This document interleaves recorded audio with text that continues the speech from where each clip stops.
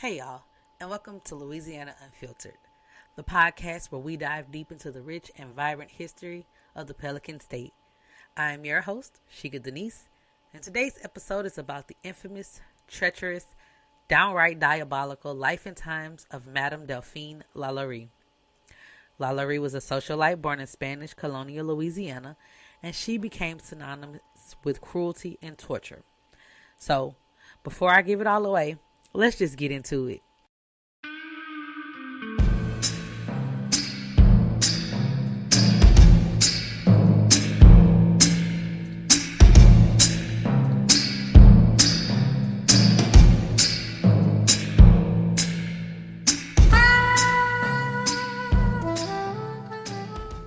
Hey y'all, welcome back. Let's get reacquainted. I am Sheikah Denise. I am a single mother because I am currently going through a divorce. Yeah, that life has been life, and y'all. On top of going through a divorce, my stepfather died, and yeah, so this is my fifth time recording this podcast since December. So happy New Year. And y'all, listen, I am a very unorganized person until I'm organized. So I start out all over the place, and then eventually I find my way, and then I get organized. So I'm trying this. And also I am a bit of a perfectionist when it comes to sound quality, because if it doesn't sound good to me, it doesn't sound good to you. And I know that because I'm beginning, this thing is going to have a few kinks, and it's not going to be perfect every time, and I have to get used to that. But, okay, listen. I've made a schedule to organize my life, and I hope this works for me. And on top of 7-on-7, my son plays football, and yeah, I got a lot going on. And I'm a full-time entrepreneur. So okay. All right. Enough about me. Let's get into today's episode. Y'all, this is Louisiana history. So everything is going to be about something from Louisiana. Even if it ended up in another time and place, the person may be from Louisiana. But this episode is more of a true crime episode. If you know me, you know I love true crime. I go to sleep to it. I listen to it in the car while I'm riding. Y'all, I like true crime. And I'm not crazy. I promise I'm not. But okay. So, like riding around as a Lyft driver or Uber eating or just driving period, if you have to drive a lot for work doing deliveries or whatever, you notice that there are brown markers on the road in every state. But in Louisiana, I started to take more notice of them. So, one day, this is maybe, I want to say, so we're in 2025. This was 7 years ago. Maybe 6 or 7 years ago. Me and a coworker of mine, we were photographing a school in the New Orleans area, and we went ate at this place called, I forgot the place, but I know that they have a famous recipe called chicken chapatulas, and it's really good. Anyway, when we walk out of the restaurant, if you turn to the right, if I'm not mistaken, you walk down the street, turn to the right, you'll see 1140 Royal Street. Y'all, let me tell you, this is the house. Well, this house stands on the grounds where the most infamous serial killer of New Orleans, well, one of the most infamous, because there's also another one, but we're going to talk about him another time. But we talking about a woman today. If you are from Louisiana, specifically the New Orleans area, you've heard stories about this lady. She left a legacy that was not becoming of any woman, black or white. And y'all, Delphine Lalaurie. She was a socialite turned serial killer.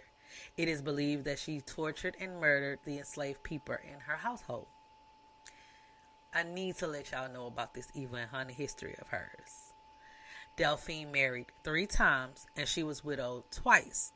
She maintained her socialite status in New Orleans until April the 10th, 1834. This is the day that her crimes against the human beings in her household came to light. Now, you got to remember, back in the 1800s, black people were not considered human beings. They were colored, they were Negro, they were slaves. In New Orleans, there was the free people of color around this time, but there were slaves still. A set of laws when New Orleans was put, so when they started colonizing the area of New Orleans, there were rules set in place. France set a set of rules called the Code Noir, and the people, it was black code. It translates to black code in English, and it was designed to protect the slaves. But we'll get into all of that later on in the episode. I just kind of want to give an intro of what you'll be expecting. Reading, I tried to, I didn't want to say I watered it down, but I tried not to do too much into the torture that they went through, to be too graphic, because I know some people can't take it. But if y'all look it up and read on, want to do your own research, it's bad. Some of my stuff is graphic. I couldn't not leave it out. So we'll just, let's go. So Delphine did, after, they found out about her crime, she fled the city. She died in Paris, and the mansion where her horrors took place was torn down by the mob, who was upset at her crimes and that she got away. So let's get into this now. Marie Delphine McCarty was born March 19, 1787. Her father was Louis Bartholomew de McCarty, who was knighted as a chevalier in France.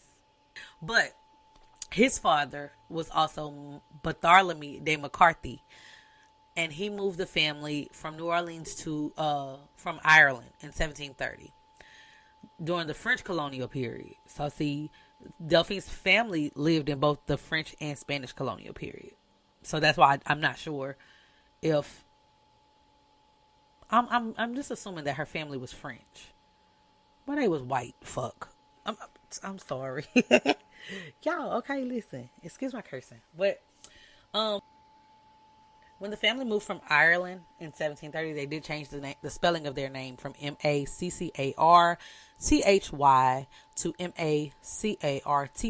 So we're moving a C and the H from the name. Delphine's mother, Marie Jeanne Lalaurie, was known as the Widow Lecomte because her marriage to Delphine's father was her second, and both of Delphine's parents were known in the New Orleans white Creole community. So in one of my second episode is called the Je de couleur libre. The white Creole community was those who are visibly white, and then the black Creole community were those who were quadroons, mulatto, but they were of Creole culture. So yeah. Her uncle by marriage, Esteban Rodriguez Miro, was the governor of Spanish American provinces, Louisiana and Florida. Her cousin, Augustine de McCarthy, was the mayor of New Orleans. Delphine's father had a plantation that was 1,344 acres. When Delphine was 4 years old, the Haitian Revolution happened. So, the Haitian Revolution happened in Saint-Domingue in 1791. A lot of the people in Haiti fled to New Orleans to find refuge from what was going on. Black and white people. Before the Haitian Revolution, Delphine had an uncle who died in a revolt. I don't know what the name of the revolt was. I couldn't find anything about it. Don't know if it really happened. He could have died in a freak accident, and they lied and told the family that he died because white people were something back then. Okay. The Haitian Revolution called, that is a plane. I live close to the airport. So if y'all hear that, I'm sorry. But the Haitian Revolution inspired 3 local conspiracies, which one was the Mina conspiracy in 1791, same year as the Haitian Revolution, the Pointe-Coupee conspiracy in 1794, and the 1811 German Coast Uprising. The uprising caused many slaveholders in Louisiana to be afraid of their slaves rebelling against them. That is very important for you to remember later in our story. Now, Delphine's life was messy from onset. Y'all, it's just a mess. The whole thing. Because, y'all, Delphine was a thought early in life. Now, y'all gonna say, she was just a baby. She was just a baby. I don't know. So I feel like back then, once you became of age, they say 12 years old, you were considered a woman or a man. Well, I guess Delphine thought she was a woman because at 13 she started an affair with a high-ranking Spanish officer, Don Ramon de Lopez y Angulo. He was a Caballero de la Real de Carlos. So he was a high-ranking Spanish royal officer under King Carlos of Spain. So y'all, now this man already wants the divorce, so not divorced, widowed. He was widowed. So y'all already know that he older than her. She 13 now. So based off of their wedding date, they say that 6 months after their affair started, they got married. That means she made 14 by the time they got married. That man did not want to wait for the royal license, because when you work for the king, you had to get a royal license to be married. He had to give his permission for y'all to be married. And he didn't want to wait. So he told the people in New Orleans, go ahead and marry us. And him and Delphine was married June 11th, 1800 at the St. Louis Cathedral in New Orleans. So eventually, obviously, the king would find out that Ramon got married, and so he fired him. He relieved him of his duties and told him to bring his ass back to Spain. So Delphine had to go with him. And when they got there, Ramon was like, I want my job back. I'm sorry. Basically, he kept badgering the people. And after some time, he was given a new job, and he was pardoned by the king. And the post that he got was Consul General for Spain in the territory of Orleans. New Orleans was now under American rule, not under Spain. Now, sources vary on this next part of the story. On January 11th, 1805, while en route to his new post, the vessel carrying Lopez was met with an accident off the coast of Cuba, and Lopez died. So Delphine, what? She 18 at this time? Yeah, so she 18 and she's pregnant. The cause of death is never explained. We don't know what happened. We don't know if somebody hijacked the ship, took him out. We don't know if he fell overboard. We do not know. We just know that he died on that trip, and rumor has it that he was being punished because he did what he did and the king didn't forget. So I don't know. Take it with a grain of salt, I guess. But Delphine was already in Cuba, Havana at the time. So I read one place where she was already in Cuba. I read one place she was on the boat. I can't see her being on the boat and not dying with the other people that died on the boat. So I'm going to just say my girl was already in Havana. And when I say she's my girl, I don't mean she's my girl. That's just how I talk. But a few days after Ramon's death, Delphine gave birth to their child. And her name was Marie Delphine Francisca Borja Lopez y Angulo. She was affectionately known as Borquita. Delphine stayed in Havana long enough to bury her husband and baptize her daughter. And then she returned to New Orleans. Upon her arrival, of course, she was now known as the Widow Lopez. And she was 18 years old.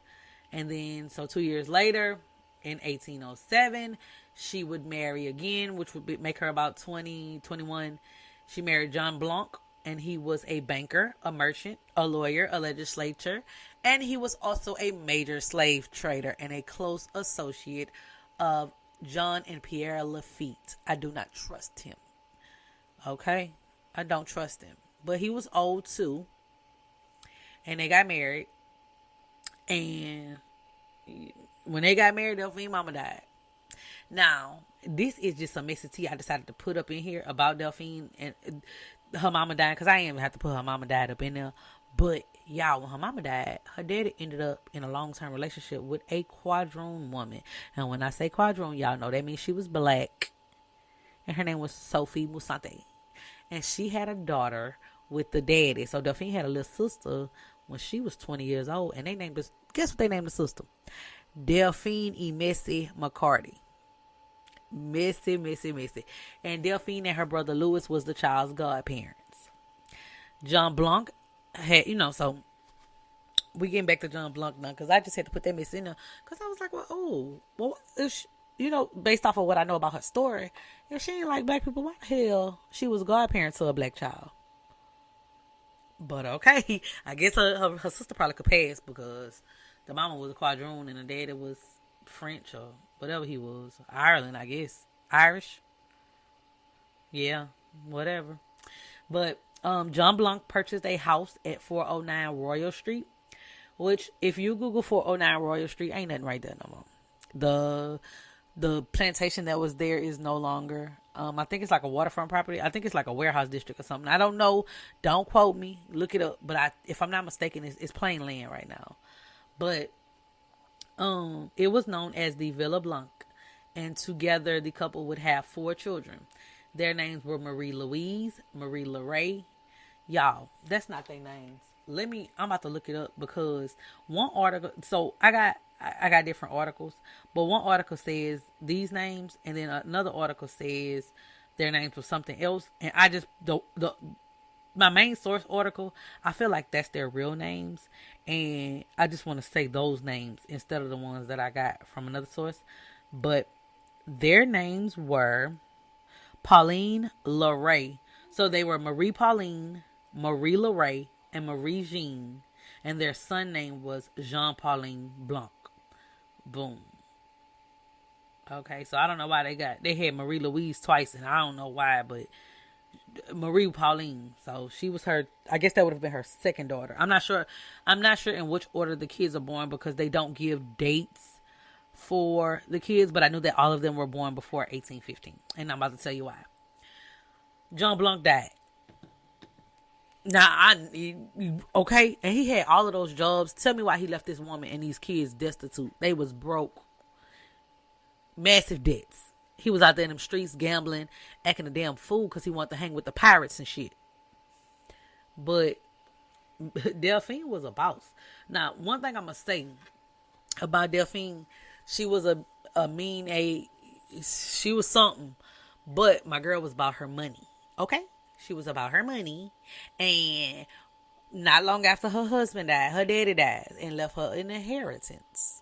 Okay? Left her with a little bit of money. And then she had did some little, some investing here and there, some little under the table shit. She was conniving. I told y'all. But she did some under the table, and after all of that, she ended up being wealthy. So, all right. Now, she was twice widowed, but this third marriage, that one. Lord Jesus. This third marriage, y'all, it ain't no good. It was never no good. Even when it wasn't no good before they even met. You hear me? It was no good, because in February 1825, Dr. Leonard Louis Nicholas Lalaurie arrived in New Orleans from Bordeaux, France. He was the son of a respectable middle-class family in the French village of Villeneuve-sur-Lot. It's a mess. But he was only 22 years old. And mind y'all, Delphine was born in the 1700s. That's all I'm going to say. Okay. They say Lalaurie was naive, he was ambitious, and he was ready to, make his mark on the new world.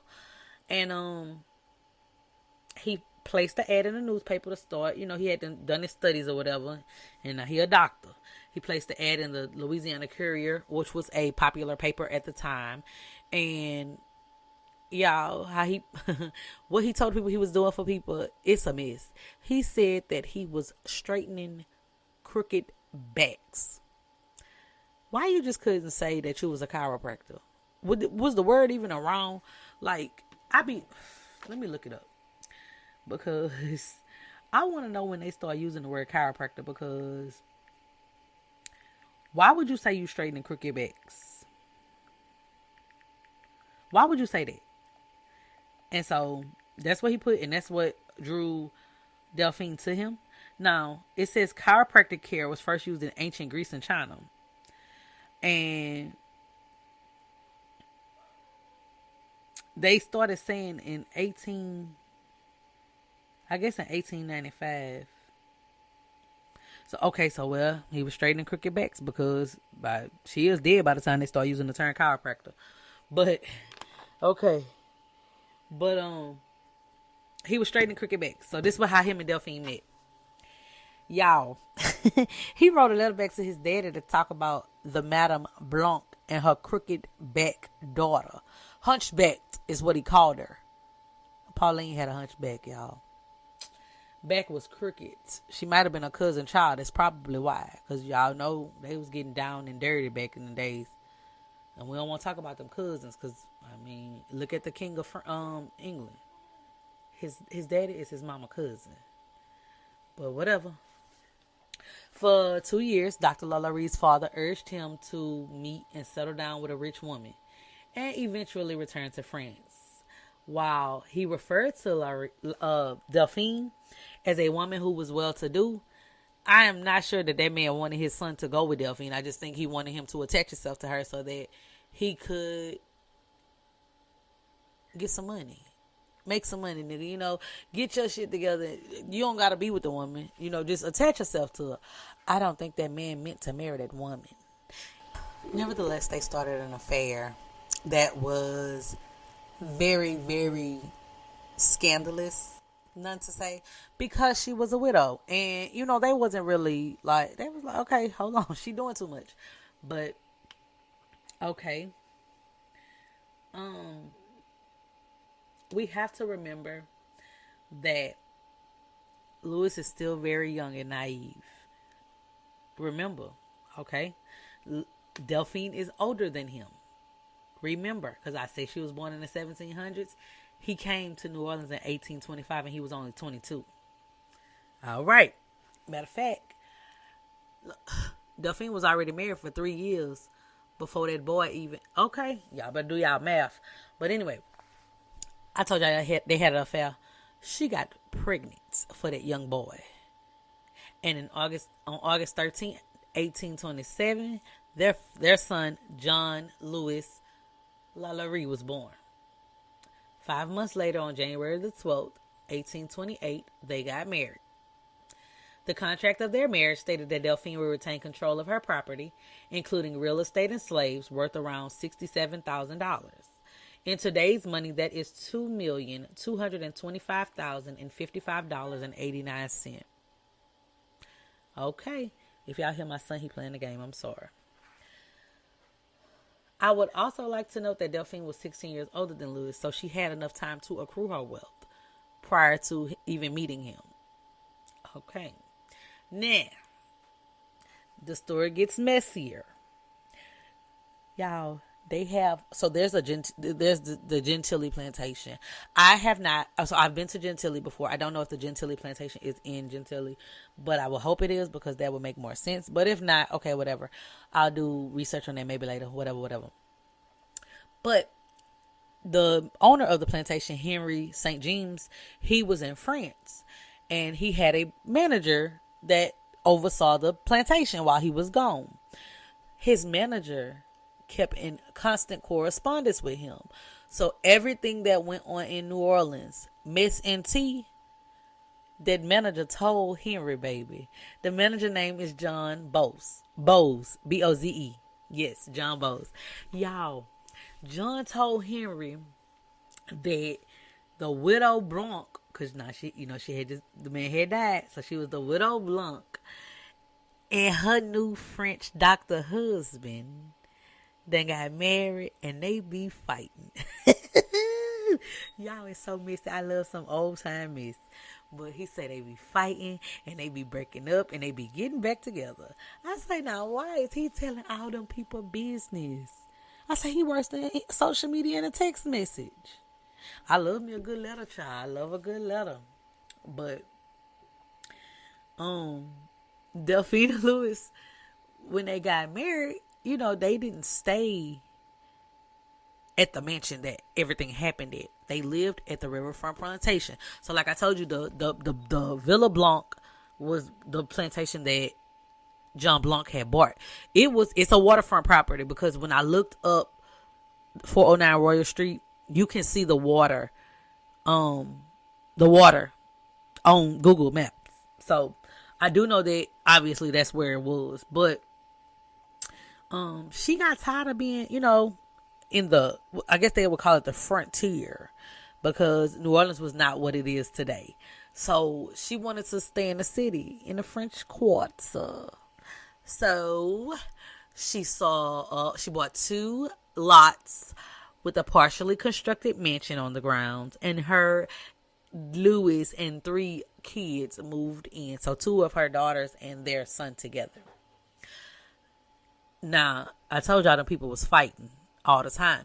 They say that it didn't get better. It got worse when they moved to the mansion.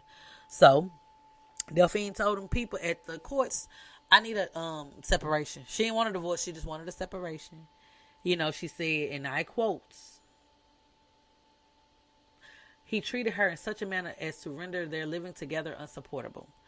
So on November 16th, 1832, she told it to the court, and they granted her a separation. And Dr. Louis Lalaurie went to live in Plaquemines Parish. Oh, I'm going to be messy because, so if I was to go to Plaquemines Parish where Dr. Lalaurie left and went from, after he left Delphine, from the mansion, it wouldn't take me long to get there. But I read in the article, so John Boss was messy again and told the employer, told Henry, he was like, yeah, he be in Plaquemines, Plaquemines Parish, so who he going to see?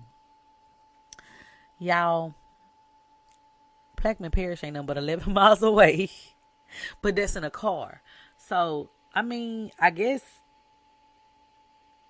if he went by, I guess it'll take about 2 or 3 hours if he was on a horse. I know on a bike it take 1 hour and 3 minutes. So on a horse it might take a little longer. You don't got to take a boat or a plane. So I guess it was a little ride back then. But he basically had been in Plaquemines Parish doing a mess. But you got to realize that he was young. I mean, she had all them churn. He was still getting to know life. Girl, what you expected? I mean, he don't want to be bothered with you. You old. You probably was nagging that man, getting on his nerves. But let's keep going.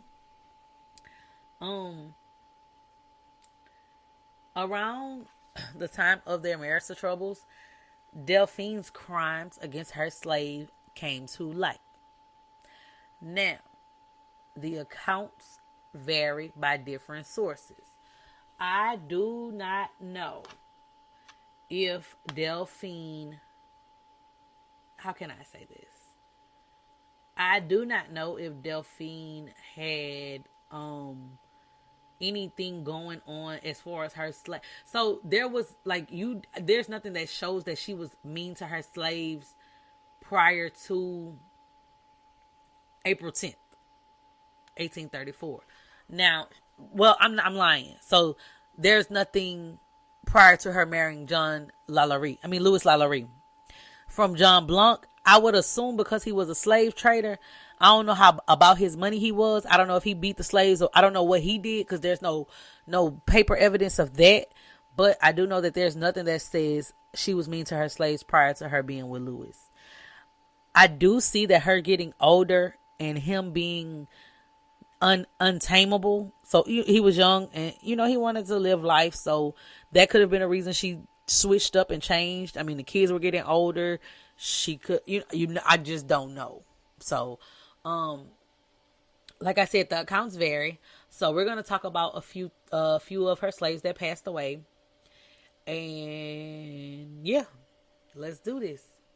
So, funeral registers between 1830 and 1834 document the deaths of 12 slaves at the Royal Street Mansion. Although there are no causes of death, they wrote them down. They wrote that they died. So I know that 5 of these deaths are Bonnie, who was born in 1803, and she died February the 7th, 1833. She was a cook and a laundress at the household. And her 4 children, Juliet, who was born in 1820, and she died February 21st, 1833, which was 2 weeks later after her mom, and she was 13 years old. Florence was born 1821, and she died February 16th, 1831, at the age of 10. Jules died 1827. I'm sorry, she was born in 1827 and she died May the 29th, 1833. And then she was 6. And Leontine, who was 4 years old, was born in 1829 and died August 26th, 1831. And that's 5 of the slaves. So y'all got to keep up with the number, because it's really important. Bonnie had previously been enslaved by a refugee from Saint Domingue and was described during her sale as a chronic runaway. With an influx of white and free Saint Dominguean refugees of color and refugees of color, those whom they had enslaved, the fear of the enslaved from Saint Domingue still lingered in Louisiana. So people were still scared that they was going to flash out and lose it. They thought they was going to crash out. But, I want to enter a story about a slave girl who of course, we don't know how old she was. Some sources say 8, some sources say 12. I want to go with 12 based off of the mindset of the child. So this child's name was Leah, and I don't know the date of her death, but the story goes that Leah was brushing Delphine's hair and her hair got tangled, and Delphine chased that child through a house with a whip in her hand until the child fell from the roof of the house to her death. She was quickly buried. And yeah, that's yeah.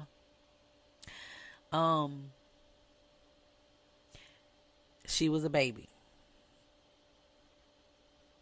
But I say she's 12 because just thinking, I gotta get away from her.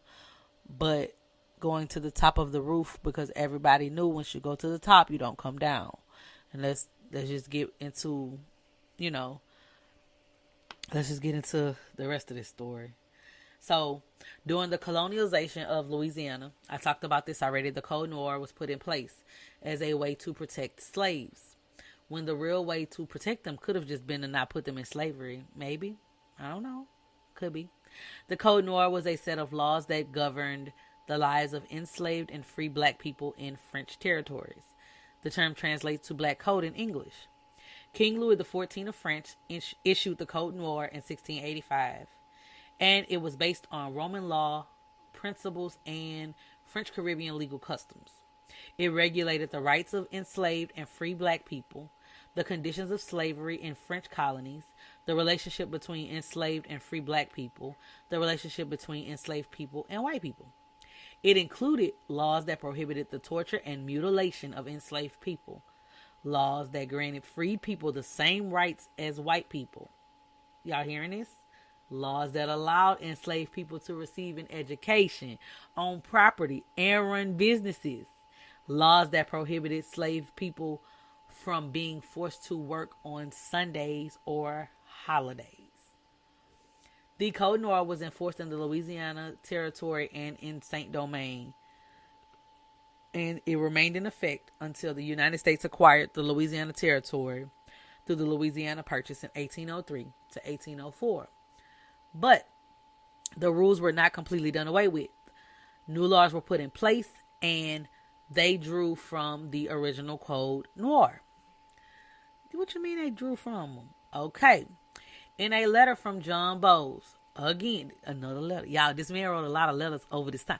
Like, the man started writing letters in 1826, 1825. Listen, he had mentioned the abuse in a letter to Henry.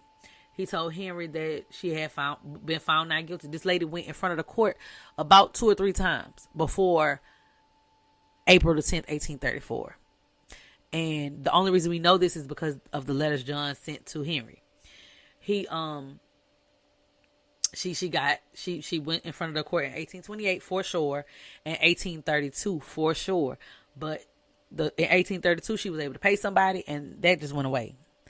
I know there's also a story where she like her payment was she had to give up 9 of her slaves, and then one of her family members went and bought the slaves back and gave them back. So they took her money and went and bought the slaves and brought them back to the house. Ain't that crazy? But so according to an article I read, it was published in 2020, the criminal court records have been lost. Like, there's no criminal court records of that. I watched a video on TikTok, and I saw where someone went upstairs in like their family's old house, and they found a trunk full of shit like from slavery, and it had like slave registers, and the family member burned all of that.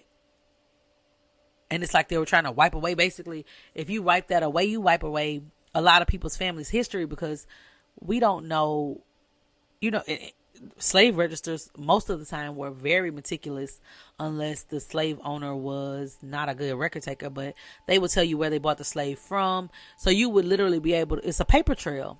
Some people are burning that shit now, but,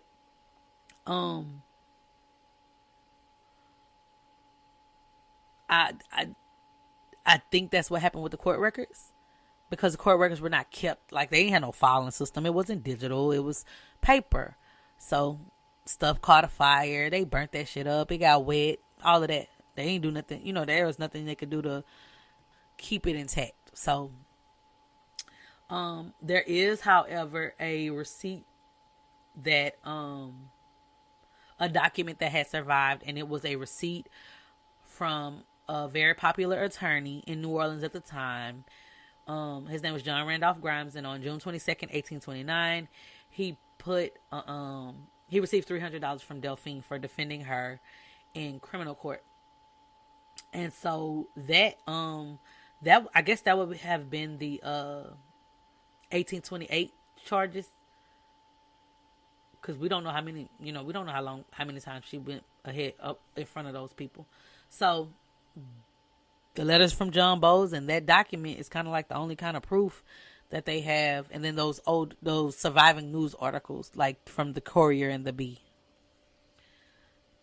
And so now we get to the day that everything comes to light, to the public, to everybody. So on April 10th, 1834, a fire broke out at the mansion on Royal Street. Despite being separated, Delphine and Louis were both present on that day. 2 editors from the local paper, the Courier and the Bee, like I told y'all, they were eyewitnesses. Like, they was there. Like, at the time, New Orleans is kind of small, so all of the people who write the papers and they kind of live in the French Quarter. So, the fire, you see a fire. The French Quarter, if you've ever been there, is really small. So if a fire start, in order to, not everything, not like literally, because I feel like if something catch on fire in the French Quarter, everything is so close. I feel like everything will burn down. But the fire started, and then people gathered to help.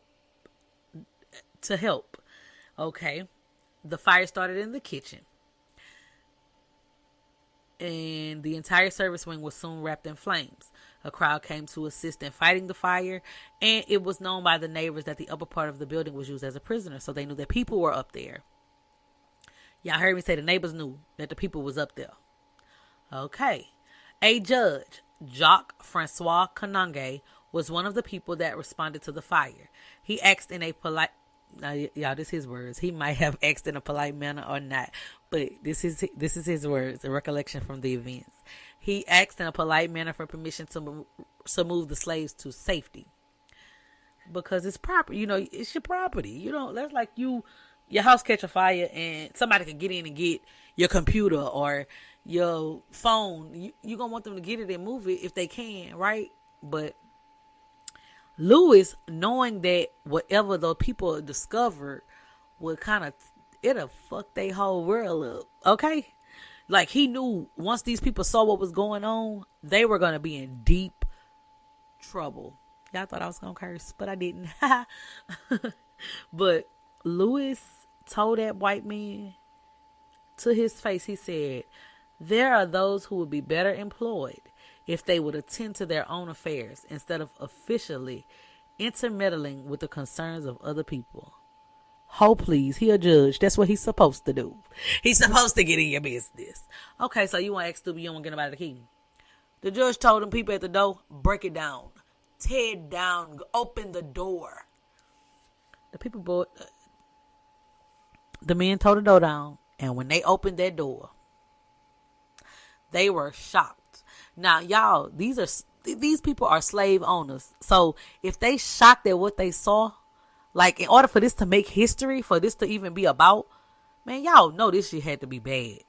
The people say when they entered, they saw black people, my people, with scars all over their bodies and chained up.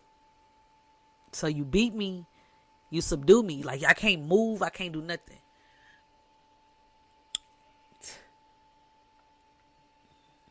An article goes on to state that 7 slaves were more or less horribly mutilated. It also says that some were suspended by their necks with their limbs stretched and torn from one extremity to the other. Somebody please. Oof, oof, oof. All right. Now, mind y'all, the fire started. The kitchen caught a fire. They found an elderly woman chained up in the kitchen with an open wound. Head wound. She was not dead. She was not dead. They were able to get to her before she died. Now, I'm going to interject and I'm going to break off script because I'm finna tell y'all about this little old lady. This lady was 70 years old. She was the cook for the household.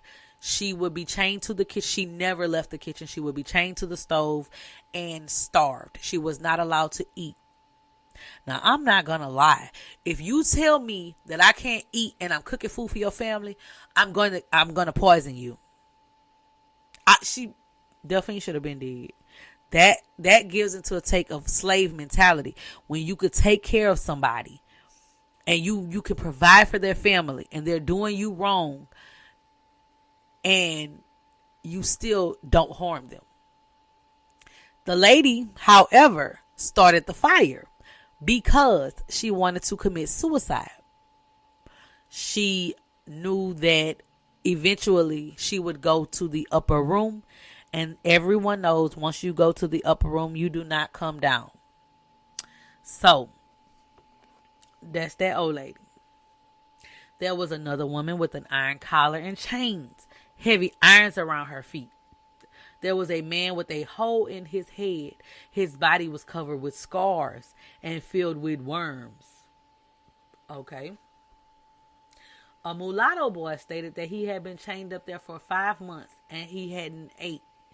Barely. Like, he may have had some water. Because how you up there for 5 months and you still alive? Sheer willpower. Like, it's sheer the power to live, I guess. Because there's no way. And for 5 months, none of these victims are identified by name. And could be possibly because they lived, they were alive. All of these people were living. They were not dead. So, the rescued slaves were carried to the mayor's office at the Cabildo, where they were given medical treatment. The Bee reported that by April the 12th, up to 4,000 people had attended to view the slaves because they wanted to convince themselves that the slaves were suffering. So, if I tell you somebody got worms in their body and holes in their head, you don't feel like they suffering? Why? Because they're black? I don't get it. But, moving on, them other people that was at that house was still waiting on them Lalauries. They was waiting on the sheriff to come and lock their ass up. Y'all, them people waited all day and no law enforcement showed up. So the crowd got mad and the crowd kept waiting. Y'all, while they was waiting, Lalaurie's coachman, Bastien, arrived with a carriage and the Lalauries were able to escape. This made the crowd even angrier. And they took their rage out on the mansion. What do you mean they took their rage out on the mansion? Y'all, what was left of that mug, they tore it apart. I'm talking about demolished it.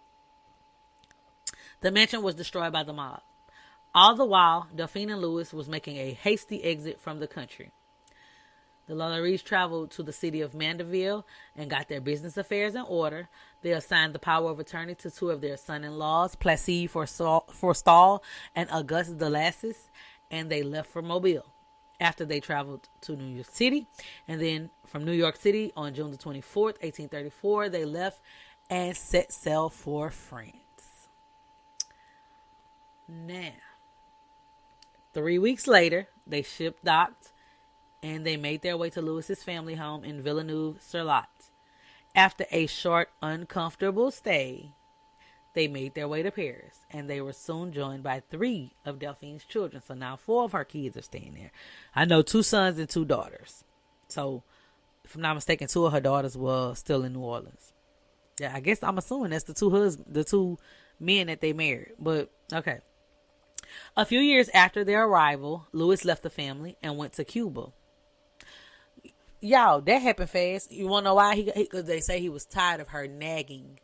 I kept reading that in articles like she just was like a bitch. Like, ho, you uprooted me from my comfortable ass life. My family don't want nothing to do for me because I told y'all that the state was uncomfortable at his family's home. Like, the family was disgusted by her. But he left and he went to Cuba and he died in Havana in 1863. Which is crazy because didn't her first husband die in Cuba? By Cuba? Oh, girl, a mess. But back in New Orleans, okay. Let's get back to New Orleans. Back in New Orleans, Placide Forstall, he was acting as a middleman for Louis and Delphine, and he was disposing of their property. He sold the remains of the mansion for $14,000, and that was half of the price Delphine paid for the mansion. And then 11 of the 30 enslaved people, 19 of them were unaccounted for. They didn't care about the slaves, y'all. So, y'all know the ones who was unaccountable for was the ones that died. So you have, we got 19 slaves. You got Bonnie and her 4 kids. That's 5. You got Leah. That's 6. You have the 7 slaves that were in the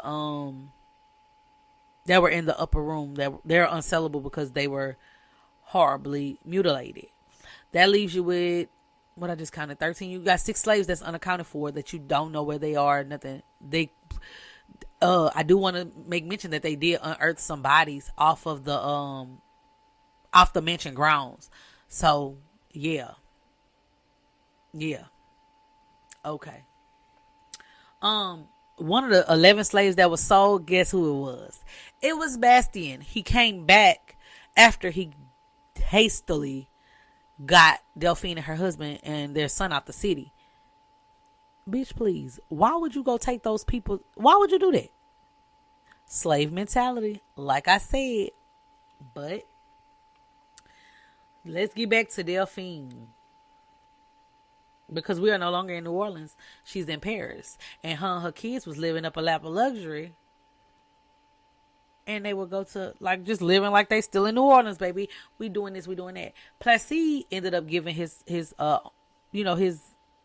power of attorney over to the other son-in-law, who ended up taking over everything. And y'all, Augusta. Y'all, he never sent Delphine no money.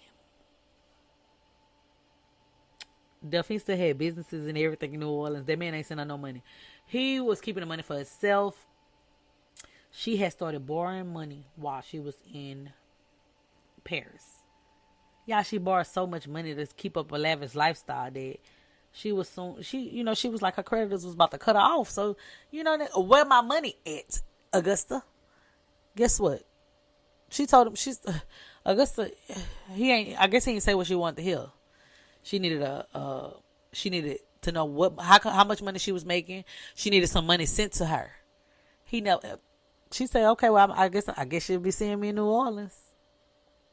I guess I'm coming to New Orleans. Well, guess what? Her kids was terrified to go back to New Orleans. And her son was like, her oldest son, John Paulin Blanc. He was like, my mama tripping. I'm living with her. She ain't really changed. If we step foot back in New Orleans, ain't no telling what's gonna happen to us.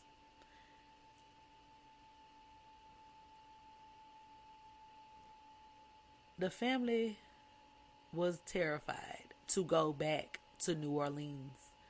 They were able to talk her out of returning to New Orleans because, if I'm not mistaken, I think some of Delphine's siblings had moved with her to Paris. I don't know if it was Sophie Moussante's daughter, Delphine, the other Delphine, but yeah. It is not known. I don't know if she ever received anything like money or finances, but I do know that she died after a long illness in Paris, December the 7th, 1849, and her funeral was the next day. She was interred in the cemetery of Montmartre, and caretakers' records do show that her body was exhumed in 1851 and transported to New Orleans. Some sources say it's not documented. I'm not going to the graveyard to find out if she's there or not. So I don't know if her name on the tombstone. I can't find no picture of it. If you find one, let me know. But I know I ain't going to the graveyard to see if her ass there, because I don't mess with the dead people.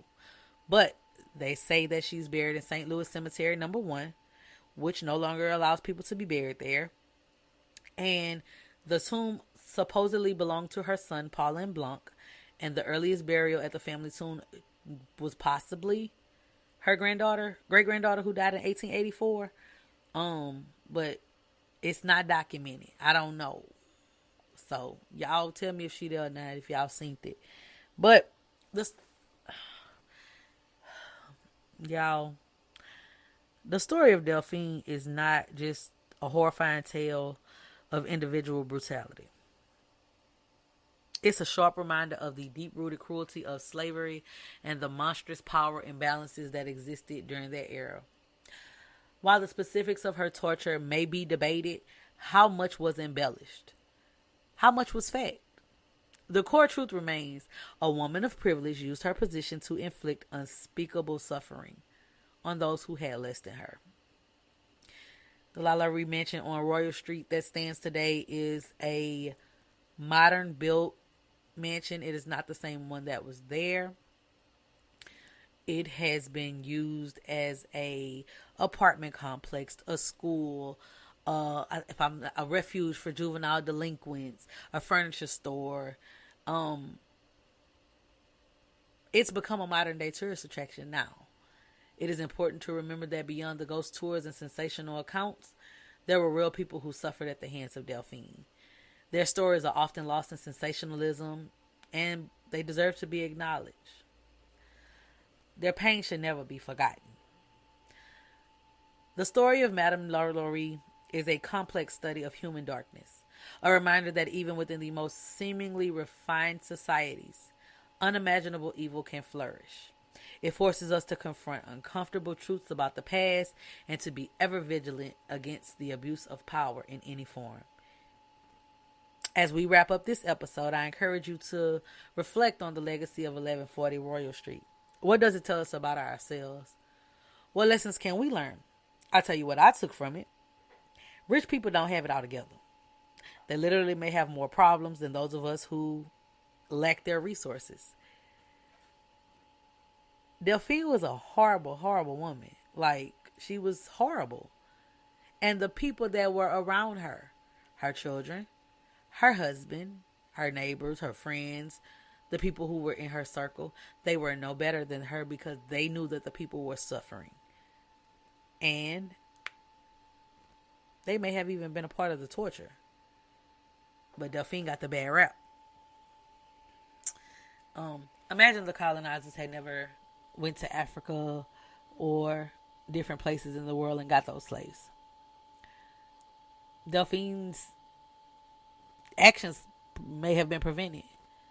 But life is life, and it happened. And all we can do is learn from the past.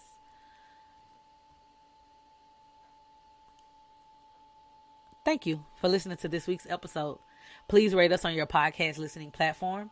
And don't forget to follow us on Instagram at _Louisiana Unfiltered, Twitter or X at LA Unfiltered Pod, TikTok at LA Unfiltered Pod, and join our Facebook discussion group. Until next time.